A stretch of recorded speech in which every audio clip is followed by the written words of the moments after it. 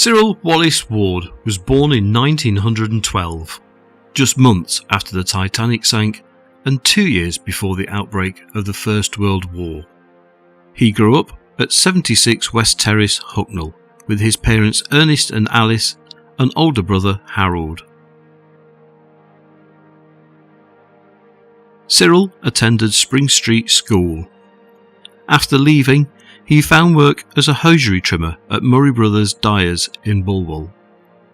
Cyril had a natural talent for music, and by the mid-1930s he was a well-known local pianist. He also played the cornet in the British Legion Silver Prize Band and was a proud member of the Levinrac Carnival Band. The Ward family moved to 15 Windmill Grove in the mid-1930s, one of the first council housing developments in Hucknall. In 1938, Cyril married 21-year-old Marion Shepherd, who'd lived at 18 Beardall Street. Like Cyril, Marion worked in the hosiery trade, a machinist at Taylor's. They had met at a Gaiety dance night at the Empire on Vine Street. Two ordinary young people falling in love. But just 2 years into their marriage, war would separate them. Samuel Joseph Scattergood was born in 1917, in the final year of the First World War. His family, father Samuel, mother Alice, and older sister Lillian, had moved from Ilkeston to 78 George Street in Hucknall, after his father secured work at Linby Colliery. A keen footballer, Sam won the Hucknall Rotary Cup and the Bulwell League Knockout Cup with Hucknall Colts FC during the 1936-37 season. In 1939, he married Emily Harvey Kiddy, known affectionately as Pem, at Holy Cross Catholic Church on Carlingford Road. Later that year, they welcomed their first child, Derek, and settled at 104 George Street with Sam's parents. Sam worked as a dyer's labourer at a local yarn house. Their second child, Anne, was born in 1940.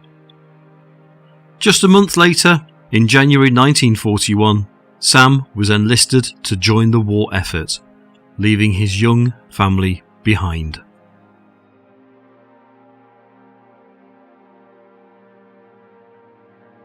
The Second World War began on the 1st of September 1939, when Germany, under Adolf Hitler, invaded Poland.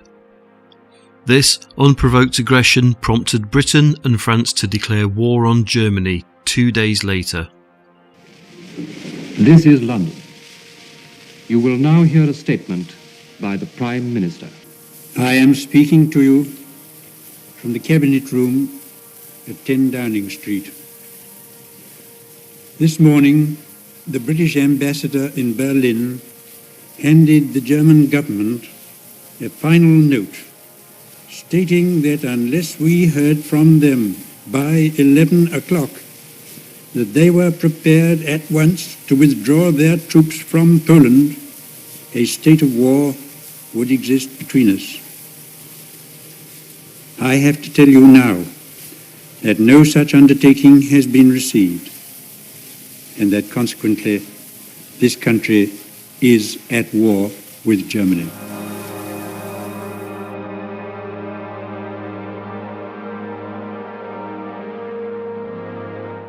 The early phase of the war saw limited fighting in Western Europe, but that changed dramatically in 1940 when Germany launched a rapid and devastating campaign through Belgium, the Netherlands and France, eventually forcing the evacuation of Allied troops from Dunkirk. An entire British army faced annihilation. But out of the fog and the mist shrouding the channel came a strange armada of navy craft, fishing boats, pleasure yachts, anything that would float. The seagoing people of Britain had come to rescue their army. High overhead, British fighter planes fought the Luftwaffe to a standstill, while below, small Allied suicide units held the Germans back long enough for the miracle of Dunkirk to take place.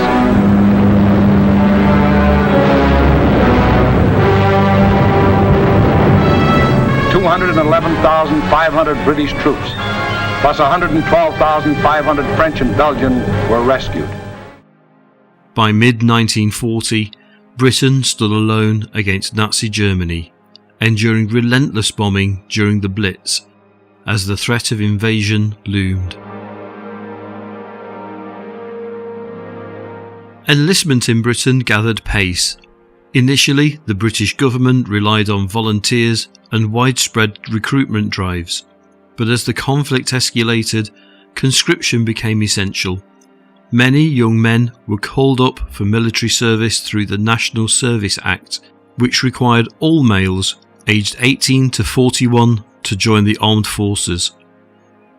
These recruits came from every walk of life, responding to a growing sense of national duty as the country braced itself for a long and uncertain war. Cyril joined the Royal Artillery's 30th Searchlight Regiment 316 Battery as a gunner on 16th of September 1940, while Sam was recruited by the Royal Navy on the 15th of January 1941.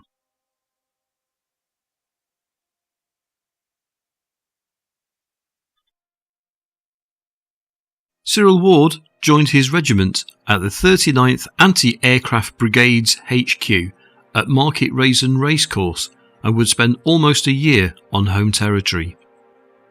The 39th Brigade was tasked with defending Britain's skies, shielding military and civilian targets from Luftwaffe bombers during the Blitz and beyond. In Gainsborough, 316 Battery played a vital role. Their searchlights swept the skies over eastern England, helping to protect the industrial heartlands of Sheffield and Rotherham, both critical for steel and armament production, as these two German intelligence maps show. They also safeguarded the many RAF bases scattered across Lincolnshire, known as Bomber County. By March 1941, the regiment had redeployed to the Humber estuary, strengthening defences around the vital port of Hull and working to deter enemy aircraft from mining the waters. With war looming in the Far East, Prime Minister Winston Churchill grew increasingly concerned about the threat posed by Japan. The naval base at Singapore was a cornerstone of British power in Asia, but dangerously underdefended. In 1941, both 315 and Cyril's 316 Battery were selected for overseas service. Before departure, they moved to Bristol, where they performed firewatching and firefighting duties while awaiting embarkation, part of a last-minute reinforcement effort to bolster Singapore's faltering defences. Meanwhile, Sam Scattergood remained on home ground, beginning his naval career at HMS Collingwood near Portsmouth. HMS Collingwood was one of Britain's most important training establishments, created to prepare wartime recruits for life in the Royal Navy. The conditions were tough. Over 10,000 men trained there in Spartan quarters with limited heating and communal facilities offering very little privacy. HMS Collingwood near Gosport. That was a land-based barracks for training of seamen. We arrived there. First day was kitting out, drawing your uniform and your stamp to stamp all your kit. But there you did your basic training, 8 weeks solid basic training. And it was intensive, especially when you had to run across the parade ground with full kit and your gas mask on and climb up scrambling nets on the other side. That was that agony. Up at 6, wash, breakfast, and then straight out onto the training grounds. And you didn't miss half an hour. There was no idle time. In that 8 weeks, they had to assess which branch of the Navy you would go into, whether it be into gunnery, engineering, radio, submarine detection. All round the camp were long listen huts, which were your quarters. There's about 20 lads in each hut, and they had to be religiously cleaned every day. I mean, they had to be spotless. Scattergood completed his basic training in late March, but remained on shore, training in gunnery, ready for a posting in the Royal Navy Fleet. By the summer of 1941, Cyril Ward and 316 Battery were preparing to mobilise for the Far East. Tensions with Japan had escalated sharply. Western powers, including Britain and the United States, had imposed crippling sanctions, cutting off vital supplies of oil, rubber and metals. Japan, dependent on those imports, looked south to Malaya and to Singapore, which sat at its southern tip. In late August, 316 Battery travelled to Scotland, embarking on the newly requisitioned troopship Vågsøy. I was on several camps. I was at Shirehampton in Bristol. We had a bit of a rough time. We were bunged in to put out the fires and that because there's a lot of bombing out there. That was a transit camp we were in. Then they took us to Southend. We didn't know where we were going or anything like that. And they put us on the Vågsøy, took us to Scotland and put us on the Vågsøy. They joined convoy WS-11, which formed off the island of Vågsøy on the 31st of August 1941. The convoy was escorted by the battlecruiser Repulse and destroyers Encounter and Nestor. It took a southwesterly route past Ireland and out into the mid-Atlantic before arriving at Freetown, West Africa, on the 13th of September. One night I was on the machine gun up forward, and the order came round. If anybody fired a shot, one single shot without order, they would be shot. It was a moonlight night. These Focke-Wulf condors came over in the moonlight, and all the ships were racing towards the shadow of the clouds. And as Focke-Wulf condors came overhead, so the last ship seemed to sink in the shadows of the cloud. So they must have missed us by about 15-20 seconds. Everybody with their fingers on the triggers, if they'd let one shot off, could have possibly given our sight away and the whole lot would have been attacked. There, they waited for the slower section of the convoy to catch up. They left Freetown on the 18th of September, bound for Cape Town, arriving 12 days later. From there, the Vågsøy sailed east to Bombay, reaching India on the 3rd of October, already a month at sea.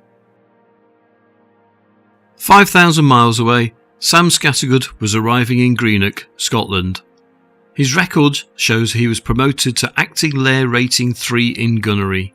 This entailed aiming the gun for accurate fire, which he had been training for, and earned him an extra 3 pence on his 2 shillings a day pay. Today, this would equate to about £6.50 a day, of which almost half went home to his wife Pem. He wasn't left with a lot, but he did get food, accommodation, uniform, medical care and a pension. Pem, with her 2 small children, would also have been supported by Naval Dependence Allowance, making her total income £1 14 shillings and 6pence, about £100 today. Although less than the £2 a week, or £120 now, that they were used to when Sam was working as a dyer's labourer. Sam joined his ship HMS Chiddingfold as it became ready for acceptance trials on the 16th of October 1941 at Scott's Shipbuilding and Engineering Company based on the River Clyde at Greenock. Cyril Ward's sea voyage continued from Bombay through Colombo and finally onto Singapore, where they arrived on the 6th of November 1941, over 2 months after departing Scotland. A brief period of shore leave was enjoyed, and there was also time to send a Christmas card home.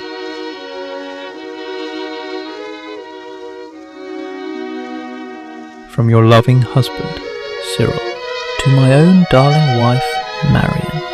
Hope you enjoy yourself a little at Christmas, in spite of my absence. Sig.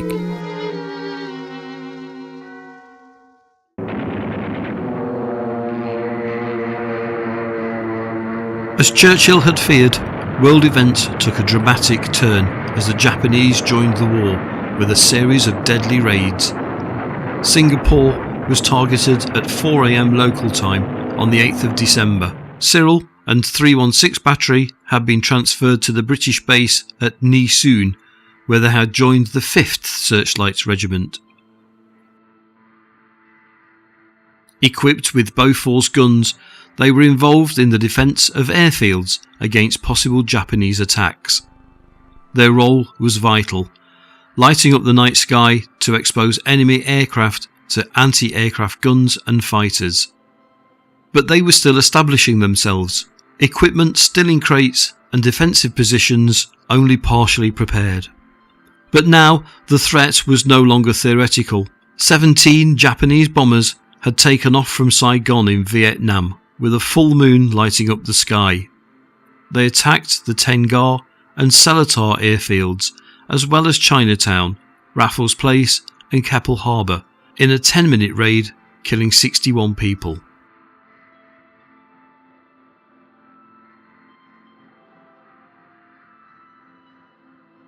In the aftermath of the raid, smoke rose from the direction of the bombed airfields. Rumours swirled that American ships had been sunk, that Japanese troops had landed up the coast, and Hong Kong was under siege.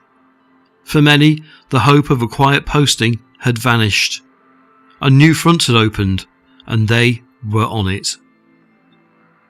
90 minutes after the attack on Singapore, the Japanese struck at the heart of America's naval fleet at Hawaii's Pearl Harbor. 353 aircraft raided the naval base, killing 2,403 Americans. 188 aircraft were destroyed and 159 were damaged, with most being caught on the ground in the first wave of attacks, preventing the Americans retaliating in the sky. All 8 of the battleships that were docked were hit, 4 of which sank, including the USS Arizona, killing 1,177 crewmen, almost half of all the fatalities. The very next day, America declared war on Japan, marking its long-awaited entry into the global conflict. Yesterday, December 7th, 1941, a date which will live in infamy, the United States of America was suddenly and deliberately attacked by naval and air forces of the Empire of Japan. I ask that the Congress declare that since the unprovoked and dastardly attack by Japan, a state of war has existed between the United States and the Japanese Empire. 80% of the world's population now lived in countries at war.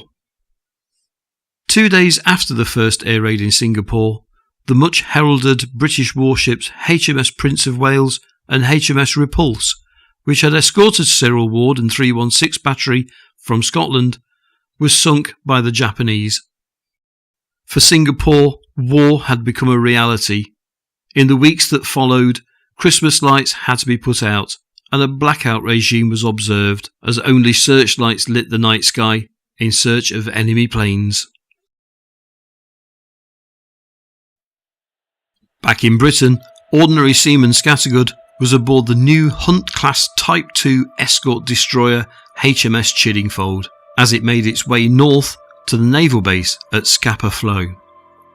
Scapa Flow is located in the Orkney Islands, north of mainland Scotland, and was the main base of the Royal Navy's home fleet during both World Wars. It was heavily fortified, protected by natural geography, and reinforced with block ships, anti-submarine nets, and gun emplacements. It served as a secure assembly point for warships, convoys, and escort groups defending Britain against German naval threats. Sam was quickly promoted to able seaman, and his first taste of action wasn't far behind. HMS Chiddingfold was preparing to take part in Operation Archery, a daring combined operations raid on the German-occupied Norwegian island of Vågsøy. This operation marked a significant milestone in British military history, being the first major coordinated efforts involving all three armed services, the Royal Navy, the British Army and the Royal Air Force, working in unison under Combined Operations Command. On Christmas Eve, the assault force set sail from Scapa Flow to Sullom Voe in the Shetland Islands. The journey was hampered by atrocious winter weather, with high seas and poor visibility delaying final preparations and forcing the assault force to remain at anchor over Christmas Day.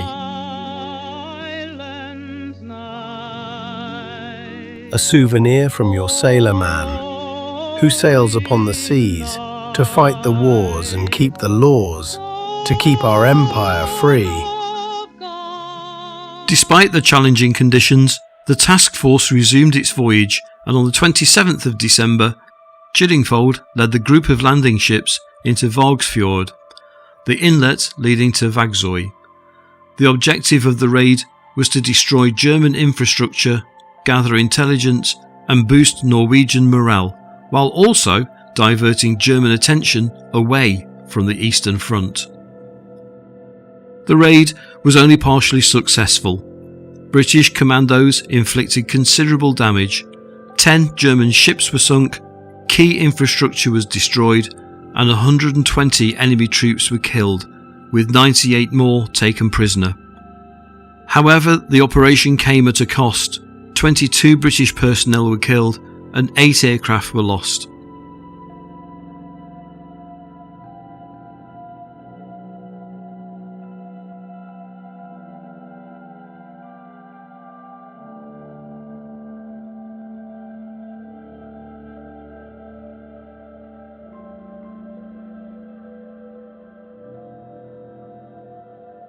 On the return voyage, Chiddingfold and other Royal Navy vessels endured 2 unsuccessful aerial attacks by Heinkel bombers, which were repelled without serious damage. Following the withdrawal of the assault force, HMS Chiddingfold returned to Scapa Flow, having played a key role in what Winston Churchill would later describe as an example of the kind of swift, disruptive raid that would set Europe ablaze.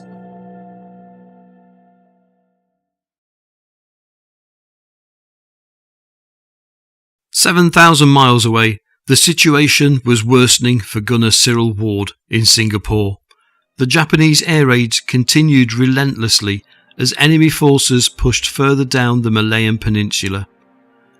Allied defences, already stretched thin, were hampered by outdated equipment and poor coordination between searchlight crews, anti-aircraft batteries and night fighter patrols.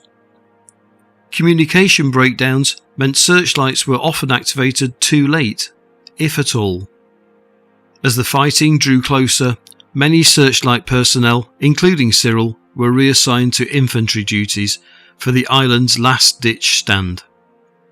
Despite orders from Churchill to fight to the last man, and despite outnumbering the Japanese more than 2-1, on 15th of February 1942, 80,000 British, Indian, Australian and local troops laid down their arms. Lieutenant General Percival surrendered, believing it the only way to prevent a massacre of the 1 million civilians trapped in the city. If one order had been given, advance, which is what we wanted, we could have pushed them off of Singapore. We know that. I think every prisoner of war you've spoken to will be of the same opinion, to tell you that what we wanted the word to go forward, just leadership. The Japs, to fight them, you couldn't see them. They were in the trees. They was around you. We didn't know where they were. They were shooting off these pop guns. The bloke came round the motorbikes and said, well, you've got to pack in, the war's over and that. Major Glossop took us to the top of the hill. He said, well, fellas, the war's over. And after a while, we didn't, what we do about it now, sort of business. War's over. Everybody was cursing, why can't we go ahead? We've got the men here. And then these little chaps came round this corner. It was real comical. We laughed when we first see them to think the British Army's running away from this lot. And they looked a ragged mess. and they looked so minute and small as they came round the corner. Lieutenant Ducas asked for a volunteer to go. Muggins was a volunteer, and I went down with the white flag. And then the boys started coming down from the hill, and the Japs was absolutely amazed there were so many of them, with their hands in the air as they was told. Tonight I speak to you at home. I speak to you all under the shadow of a heavy and far-reaching military defeat. It is a British and Imperial defeat. Singapore has fallen. All the Malay Peninsula has been overrun. Churchill would call the fall of Singapore the worst disaster and largest capitulation in British military history. And yet, had Percival chosen to fight on, Cyril Ward would almost certainly have been amongst the dead. It was on this day, 15th of February 1942, that Cyril's military record was marked presumed missing. Able seaman Sam Scattergood and gunner Cyril Ward were now truly wars apart. At Twinmill Grove, the months passed in silence for the Ward family. Then, a flicker of hope. In the 24th of September 1942 edition of the Hucknall Dispatch, more hopeful news is to hand concerning gunner Cyril W. Ward, who was posted as missing at the time of the Jap occupation of Singapore, which Mr. Churchill announced on February 15th. News leaked through that he was well on May 25th, although no official statement of prisoners of war had been made by the Japanese government. The latest phase is that quite a number of people heard his name announced on the German news on Saturday as a prisoner, and accordingly notified his wife and parents at 15 Windmill Grove, Hucknall, of the good tidings. Cyril, who left Hucknall at the beginning of September 1940, was a cornet player of the Levinrax Carnival Band and the British Legion's Silver Prize Band. For 14 years he was an employee of Messrs. Murray Brothers Dyers of Bulwell. Last week Harold Ward, Cyril's brother, joined the forces. They are the sons of Mr. and Mrs. Ernest Ward. Marion and the family would now have to wait for official news. Sam Scattergood would serve aboard HMS Chiddingfold throughout 1942 as the Hunt-class destroyer carried out vital escort and air-sea rescue operations in the cold waters of the North Atlantic. On the 22nd of December 1942, Chiddingfold slipped out of Loch Ewe, taking her place amongst the 26 escort ships guarding a convoy of 15 merchant vessels, 2 of which were carrying vital supplies of aviation fuel and oil. They were bound for the distant Kola Inlet in northern Russia, a hazardous run through seas patrolled by German aircraft and U-boats. Chiddingfold arrived at the inlet a week later. 1943 began with further air-sea exercises until June, when Chiddingfold was ordered to Middlesbrough for a refit at Smith's on the south bank of the River Tees. It was during this period ashore that Sam's life briefly intersected with peace, and 9 months later his third child, John Scattergood, was born. By the end of August, the refitted destroyer was back at Scapa Flow.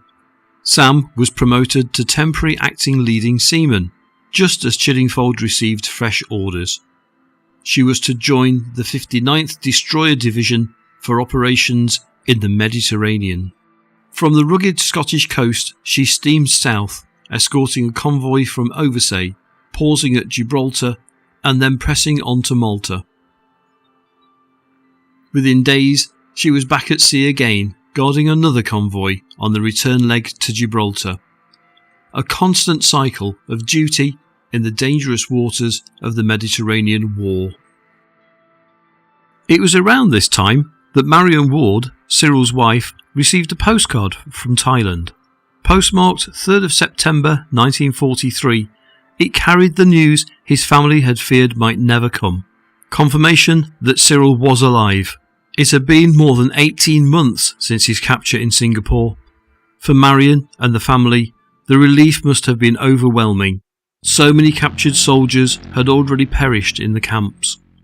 Cyril had been taken prisoner in February 1942 and held first at Changi, the notorious holding point for thousands of Allied prisoner of wars. On the 4th of April, he was packed aboard the hell ship Nishimaru, along with 1,100 other prisoners.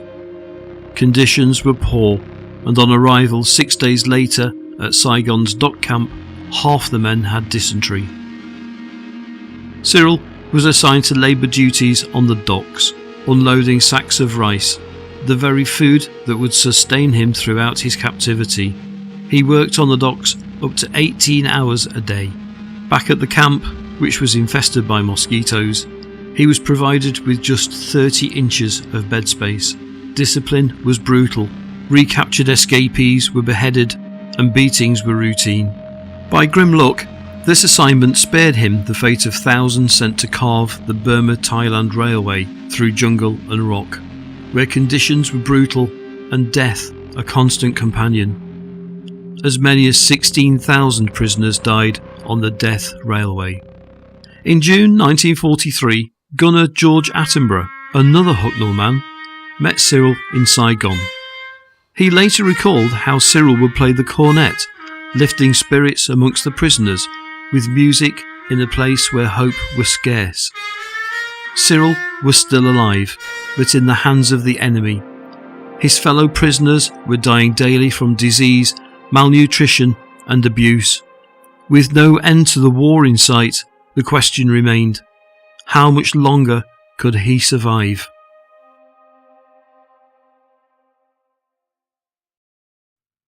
In the Mediterranean, Sam Scattergood remained aboard HMS Chiddingfold, carrying out escort duties, refuelling exercises and patrols. By this stage, the war in that theatre was winding down. Italy had surrendered, and the great Allied strongholds of Malta, Gibraltar and Alexandria were all secure. Through 1944, these routine but vital tasks continued, but Sam's long service aboard the destroyer was nearing its end. In October, orders were issued for Chiddingfold to return to Malta for another refit.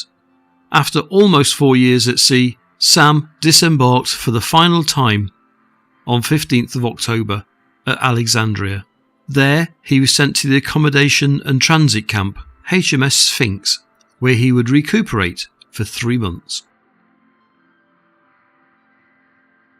In January 1945, he was reassigned to HMS Blenheim, an ageing cruiser turned destroyer depot ship permanently moored at Alexandria. It was while serving aboard Blenheim that Sam heard Winston Churchill's broadcast on the 7th of May announcing Germany's unconditional surrender. Yesterday morning at 2:41 a.m., General Jodl, the representative of the German High Command, signed the act of unconditional surrender of all German land, sea and air forces in Europe. Hostilities will end officially at 1 minute after midnight tonight, Tuesday the 8th of May. We may allow ourselves a brief period of rejoicing. Today is Victory in Europe Day. We must now devote all our strength and resources to the completion of our tasks, both at home and abroad. Advance Britannia! Long live the cause of freedom! God save the King! For Sam, the war in Europe was finally over. Yet his service was not finished. He remained in Egypt aboard the depot ship until July, when he was transferred once more, this time to duties ashore at Ras El Tin. But while peace had come to Europe and the Mediterranean, the war was far from over elsewhere. In the Far East, the Japanese still held vast swathes of Asia and the Pacific, and for men like Cyril Ward, who had endured over 3 years in captivity at a prisoner of war camp in Saigon, the ordeal continued. Even if he was still alive, he remained a prisoner, waiting for an end that had not yet come. In July, Britain, the United States and China demanded Japan's unconditional surrender or face prompt and utter destruction. Tokyo ignored the warning.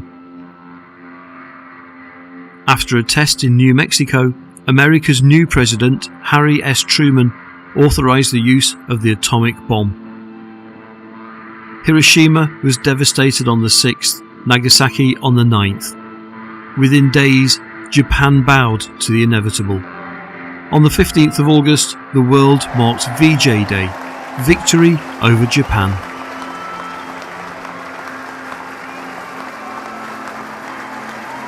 In Southeast Asia, the task of enforcing the surrender and rescuing Allied prisoners fell to the British-led Southeast Asia Command under Admiral Lord Louis Mountbatten. Across the region, Allied forces fanned out to accept Japanese capitulations and recover tens of thousands of men who had endured years in captivity.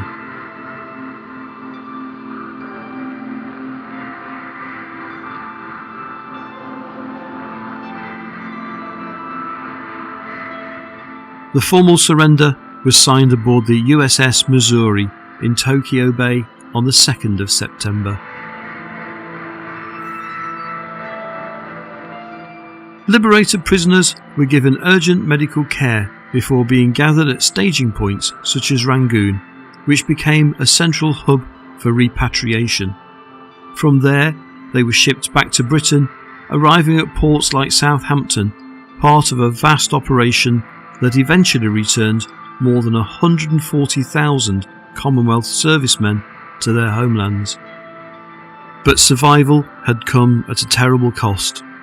In Saigon alone, a third of the prisoners never made it out alive. I have come here today to receive the formal surrender of all the Japanese forces within the Southeast Asia Command. I wish to make this plain. The surrender today is no negotiated surrender. The Japanese are submitting to superior force, now massed here.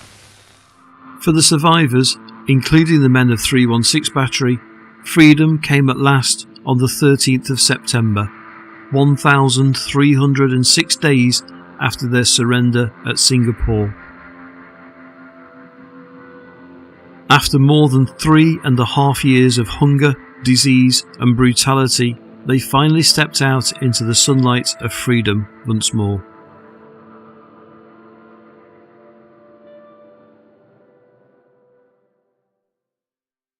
Amongst the liberated men was gunner Cyril Ward. After more than 3 years in captivity, he had survived, and at last he was free.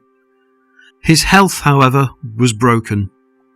He was suffering from beriberi, the wasting disease caused by months of eating nothing but rice. He was evacuated by air to Rangoon. From there, he managed to send a brief telegram home. Arrive safely, British hands, stop. Hope be home soon, stop. Just 5 days later, he was placed aboard the SS Indrapura, a Dutch liner pressed into Allied service, which now carried weary men back towards England. For Cyril, every mile brought him closer to home in Hucknall, and to the life he feared he might never see again. With the Suez Canal now open, the shortened trip home took him through Alexandria, where Sam Scattergood was based.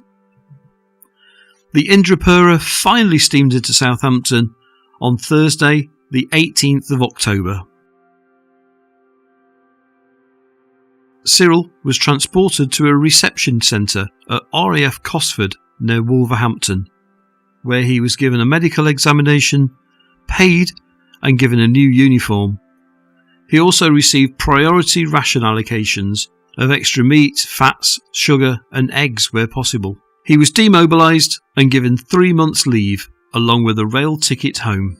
His official records note him as repatriated on Friday the 19th of October, almost 6 months after the guns in Europe had fallen silent. On Saturday afternoon, he boarded a train bound for Nottingham and then finally Hucknall. Having been away for more than 4 years, He was not aware of the patriotic spirit of Windmill Grove, whose people distinguished themselves not only in the victory celebrations, but in the grants constantly made to their representatives in the forces. A telegram on Saturday morning notified his wife and parents that he had reached England from the Far East, and, accordingly, neighbours began to set their street in order. So when Gunner Ward appeared on the scene, he found the locality a blaze of colour with flags and bunting and coloured lights. For Marion, his wife, his parents, and for Hucknall, it was a day of thanksgiving, relief and celebration. The moment their loved one stepped back into the life they had prayed for since 1942.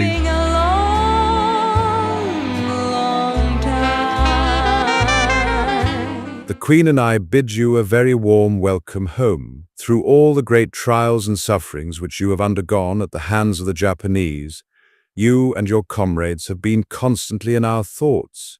We know from the accounts we have already received how heavy those sufferings have been. We know also that these have been endured by you with the highest courage. We mourn with you the deaths of so many of your gallant comrades. With all our hearts, we hope that your return from captivity will bring you and your families a full measure of happiness, which you may long enjoy together. George. The celebrations continued with a party the following weekend. A happy family reunion party to celebrate the homecoming of Gunner Cyril Ward was held in the Chequers Club Room on Saturday evening. The festivities commenced with a sumptuous tea, which bore glowing testimony to the splendid spirit of cooperation from the neighbours of Windmill Grove. The ladies of this district were in evidence as helpers at the three tables, at each of which were seated 30 guests. Dancing followed to the tunes of Mr. Sisson's recording outfit until 7-year-old Joyce Shepherd, Cyril's niece, took the floor. Her first turn was an acrobatic dance, the second a tap dance, and the third ballet. They were all accomplished in fine style and fully deserved the applause they received. Later, she once more showed her entertaining ability when she took the microphone. Amongst those present was George Attenborough, who was captured by the Japs along with Cyril. Sam Scattergood remained at Ras El Tin until December.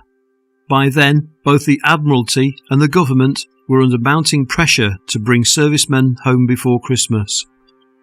The French liner SS Pasteur, carrying liberated prisoner of wars from the Far East, was passing through Suez. Sam was selected for passage back to Britain on board, and the ship docked at Southampton on the 17th of December. The following day, his name was entered onto the books of HMS Victory, before he finally returned home to George Street, Hucknall, to meet his youngest son John for the first time, and to celebrate Christmas in peace with his wife Pem and their other children Derek and Anne.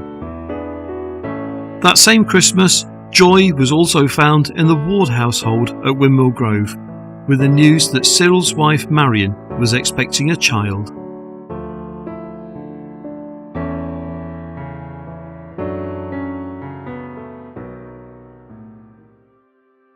Cyril was placed on the Army's Z Reserve on the 7th of April 1946.